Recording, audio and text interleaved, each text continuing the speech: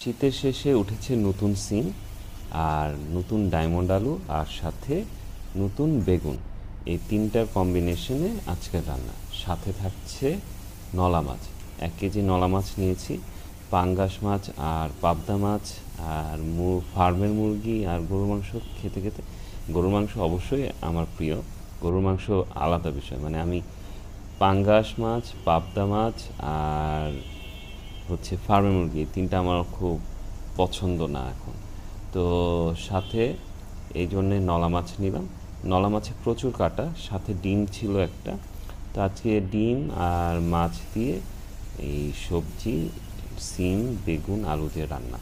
তো সিম আর সিমটা আজ এবার যে শীতের শেষে যে সিমটা এসেছে, মানে শীতের সময় যে সিমটা পাওয়া যাচ্ছিল শেষের দিকে, সেগুলো অনেক বড় বড় এবং খেতে ঘাস ঘাসের মতন মনে হচ্ছিলো, ভালো লাগছিল না। কিন্তু এখন যে সিমটা উঠেছে এটা একদম নতুন সিম উঠেছে এবং ছোট ছোট, এত নরম, রান্নার সময় একদম নরম হয়ে যায়, তো খেতে খুব মজা লাগে। আর বেগুনটাও সুন্দর, আর নতুন ডায়মন্ড আলুটা আমার খুব ভালো লাগে, কারণ কিছুদিন পর যেগুলা প্রিজার্ভ করে রাখবে আলু, সেই আলুগুলো পাওয়া যাবে, সেই আলুগুলো খেতে তেমন আমার পছন্দ না। তো এখন এই আলুগুলো যত বেশি খাওয়া যায়।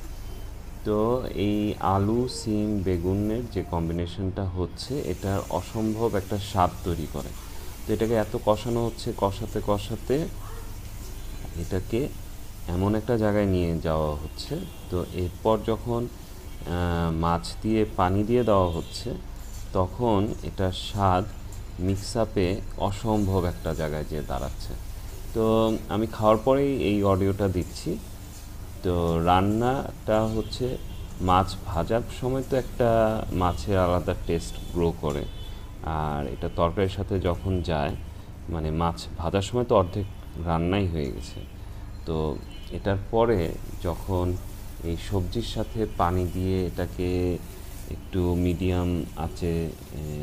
মিডিয়াম আগুনে রান্না করা হবে অনেকক্ষণ ধরে, তখন এটার ফ্লেভারটা সবজির সাথে অ্যাড হয় এবং সবজির ফ্লেভারটা মাছের সাথে অ্যাড হয়।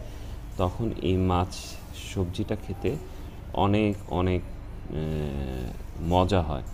এবং এটার যে গ্রেভিটা হয়, মানে এখন আমি দুপুরে খাবো, দুপুরে খাওয়ার পরে খাওয়ার সময় একরকম টেস্ট হবে, কারণ এটা একদম গরম গরম অবস্থায় রয়েছে। রাত কারণ এই খাওয়ার সময় তো আমি তরকারি নিয়ে নিলাম ভাতের সাথে, কিন্তু এটা যখন ঢেকে রাখা হবে এই খাওয়া অবস্থাতে, এই গরমের তাপে এটা আরও কুকড হতে থাকে, আরও রান্না হতে থাকে। তো যখন আমি এটা রাতে হালকা গরম করে যখন ভাতের সাথে খাবো, তখন আরও জিনিসটা গ্রেভি এবং আরও স্বাদ বেড়ে অসম্ভব মজা লাগে। আমি এটা একদম প্র্যাকটিক্যালি দেখছি, খেয়ে দিয়ে আমি অডিওটা দিচ্ছি। তো তো খাবার খেতে ভালোই লাগছে। তো শীতের পরে শীতের সবজি পেয়ে আমার আজকাল ভালোই লাগছে।